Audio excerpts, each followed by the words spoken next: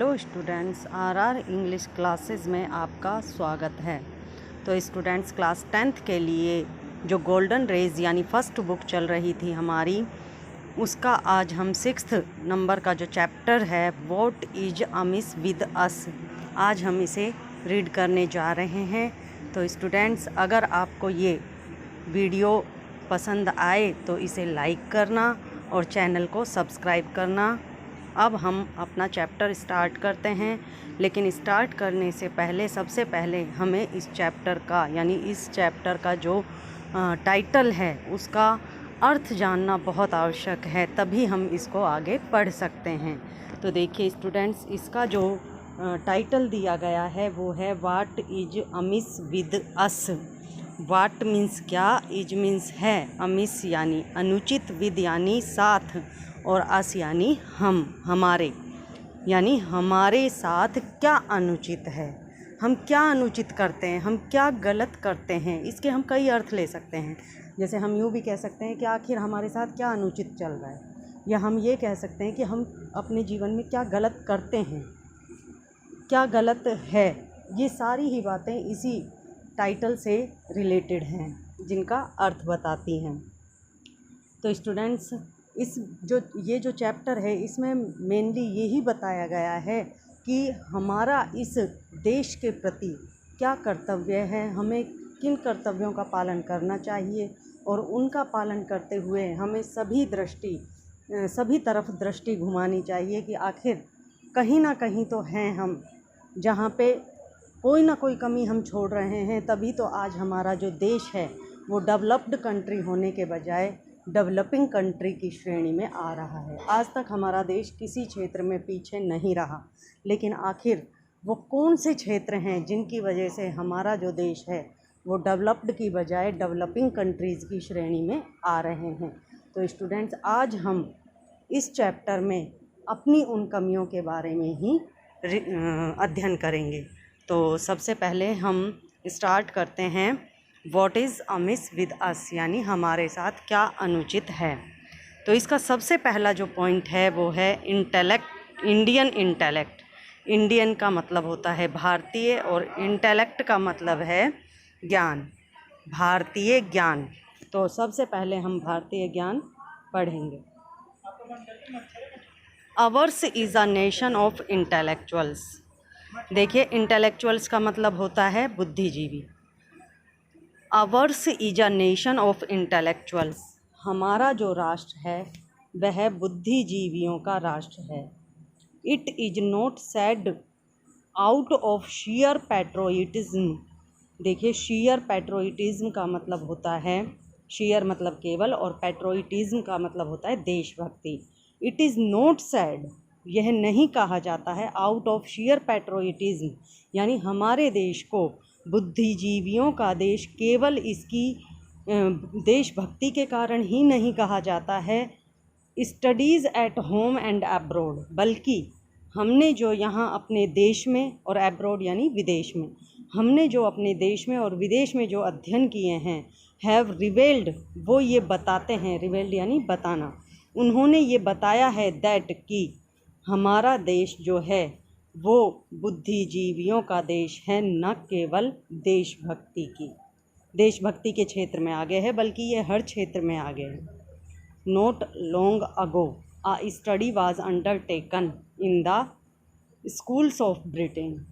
इसी बात को सिद्ध करने के लिए एक यहाँ पे जो राइटर हैं उन्होंने एग्ज़ाम्पल दिया है कि एक बार कुछ समय पहले क्या हुआ था कि जो ब्रिटेन के स्कूल हैं उनमें एक अध्ययन किया गया, to find out children of which nation, यह पता करने के लिए कि कौन से राष्ट्र के बच्चे एक्सेल्ड इन इंटेलिजेंस, एक्सेल्ड का मतलब है ज़्यादा होशियार या ज़्यादा आगे हैं, एक्सेल्ड इन इंटेलिजेंस यानी होशियारी में किस देश के बच्चे ज़्यादा आगे हैं।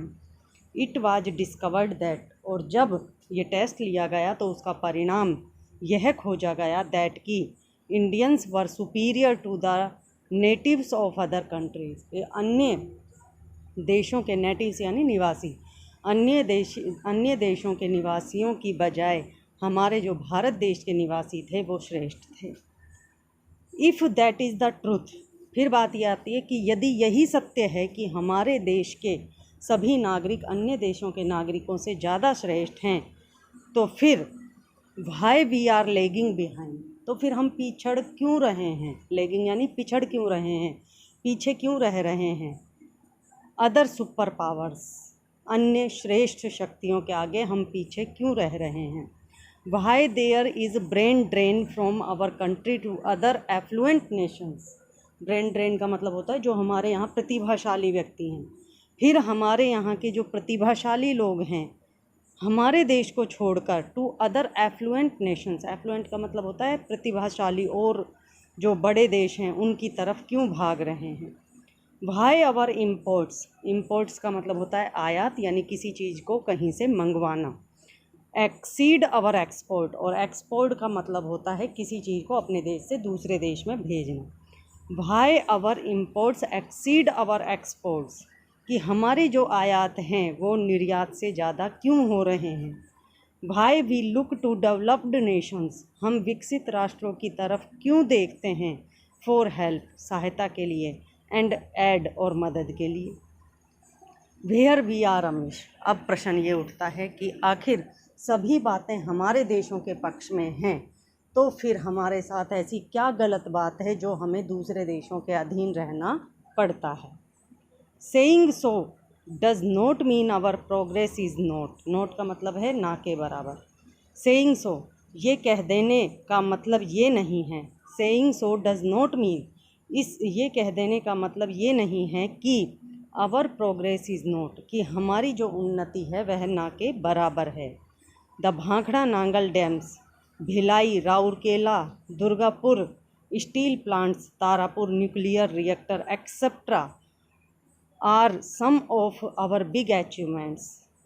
द भांखड़ा नांगल बांध, भिलाई, राउरकेला, दुर्गापुर इस्पात कारखाना, तारापुर परमाणु भट्टी आदि हमारे बहुत बड़ी उपलब्धियां हैं। But in the grandeur of the big the small has been neglected, लेकिन ग्रेंजोर का मतलब होता है चमक धमक में, लेकिन बड़े की चमक धमक में the small has been neglected, छोटे को तो बिल्कुल ही नकार दिया गया है। E.F. Shoemaker was not wrong, E.F. Shoemaker was not wrong। E.F. Shoemaker अपने समय के एक महान लेखक हुए थे, वो उस समय गलत नहीं थे। When he captioned his best seller small is beautiful, जब उन्होंने अपनी प्रसिद्ध नारा दिया था और जब उनकी किताब छपी थी लघु सबसे सुंदर है। लघु यानी स्मॉल इज़ ब्यूटीफुल, यानी लघु यानी छोटा, छोटा ही सुंदर है। Here are a few instances, instances का मतलब होता है एग्जाम्पल यानी उदाहरण।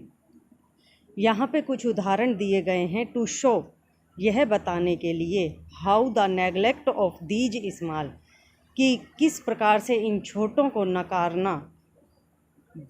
नकार दिया जाता है। But important issues has hampered our glory, लेकिन कुछ अन्य ही होते हैं जो हमारी शान को बाधित करते हैं। हैम्पर्ड यानी बाधित करना, यानी कि कुछ अन्य चीज़ें होती हैं जो हमारे को आगे बढ़ने से बाधित करती हैं। आखिर वो चीज़ें क्या होती हैं वो हम आगे पढ़ेंगे। तो देखिए, सबसे पहला पॉइंट है इसमें social behaviour and civic sense, सामाजिक व्यवहार और नागरिक समझदारी। Here we are at the lowest ebb, यहाँ हम सबसे निम्न स्तर पर हैं। एब यानी सबसे निम्न स्तर, यहाँ पर हम सबसे निम्न स्तर पर हैं। इट में बी ए जर्नी और ए वॉक, यह कोई यात्रा हो सकती है या हमारी कोई चहलकदमी हो सकती है, यानी हम चल सकते हैं कहीं पे भी। ए फीस्ट और ए फेयर, यह कोई दावत हो सकती है और या फिर कोई मेला हो सकता है। ए मीटिंग और ए गैदरिंग, यह कोई मीटिंग हो सकती है यानी सभा हो सकती है या कोई लोगों का इकट्ठा होना हो सकता है। ए सीरियस स्टडी और अ लेज़र आवर, यह हमारी कोई गंभीर अध्ययन हो सकता है या फ्री समय हो सकता है। मोस्ट ऑफ अस, हम में से अधिकतर लोग, exhibit gross ignorance of minimum basic human decencies, हम में से अधिकतर लोग जो हैं हमारे आधारभूत जो मानव कर्तव्य हैं उनको अनदेखा कर देते हैं। लेट अस सी, चलो हम देखते हैं, हाउ एंड वेयर, कि कहाँ और हाउ कैसे और कहाँ, we lack in our social behaviour, कहाँ पे हमारे सामाजिक व्यवहार में कमी है, and cultivation of civic sense, और कहाँ पे हमारी जो सामाजिक नागरिक समझदारी है उसमें कमी है। तो सबसे पहले हम पढ़ते हैं इसके लिए नॉइज पॉल्यूशन यानी ध्वनि प्रदूषण। नॉइज़ यानी ध्वनि और पॉल्यूशन यानी प्रदूषण। Human ear is meant for receiving sound of normal range of decibels. मनुष्य के जो कान हैं वो एक साधारण गति तक का स्वर सुनने के लिए ही मनुष्य के कानों का निर्माण हुआ है। Sound received beyond that measure, इस माप के अलावा यदि इससे तेज आवाज़ सुनी जाए, would not only B jarring, वो न केवल हमको अप्रिय लगेगी, बट जैरिंग मतलब बोरियत यानी कि अप्रिय, कर्कश, but also damaging to our hearing sense organs, बल्कि वह हमारे सुनने की जो ज्ञानेंद्रियां हैं उनको भी ख़त्म कर देगी। How many of us take care of this, हम में से ऐसे कितने लोग हैं जो इस बात की परवाह करते हैं। It may be a TV programme, यह कोई भी टीवी का कार्यक्रम हो सकता है, और ए रेडियो ब्रॉडकास्ट, या कोई भी रेडियो की आकाशवाणी हो सकती है। प्लेइंग अ टैप रिकॉर्डर, चाहे हम कोई टैप रिकॉर्डर बजा रहे हों, और एनी अदर इंस्ट्रूमेंट, या हम कोई अन्य इंस्ट्रूमेंट बजा रहे हों। इवन ए गॉसिप, चाहे किसी से बातचीत कर रहे हों, और a chit chat in a company, या किसी कंपनी से बातचीत कर रहे हों। All are heard at a very high pitch, यहाँ हर जगह ही बहुत तेज़ आवाज़ सुनी जाती है। We may be used to it, हमें भी इसका उपयोग करना होता है। बट लेकिन what about those living around us, लेकिन उन लोगों का क्या होता होगा जो हमारे चारों तरफ रहते हैं। Our neighbour may be a serious student, हो सकता है कि हमारा जो पड़ोसी है वह एक गंभीर विद्यार्थी हो। ए सिक पर्सन, एक बीमार व्यक्ति हो, और या फिर ए पीस लविंग बीइंग, या कोई शांति प्रिय व्यक्ति हो। Have we ever thought of him, क्या हमने कभी उसके बारे में सोचा है। How much agony do we cause to him her, हम उसके लिए कितना बुरा काम कर रहे हैं। The neighbour being a person of cool temperament, हो सकता है कि वह व्यक्ति शांत स्वभाव का हो। Does not crucial with us, जो हमारे साथ लड़ता नहीं है। एंड सफ़र्स इन साइलेंस, और बेचारा चुप रहकर ही सब प्रताड़नाएँ सहता है। The poor fellow shuts the Windows, अब वो बेचारा लड़ाई नहीं करता है, इसलिए अपना ही इंतज़ाम करता है और अपने घर की खिड़कियां बंद कर लेता है, एंड डोर्स, और दरवाजे बंद कर लेता है। And puts cotton in his ears to reduce the impact of high pitched noise, और तेज़ आवाज़ में आने वाली तेज ध्वनि आने वाली उसके कानों में जो होती है उसको रोकने के लिए वह अपने कानों में रुई लगा लेता है। When shall we learn the simple civic sense, आखिर वह समय कब आएगा जब हम नागरिक जानकारी को समझ पाएंगे।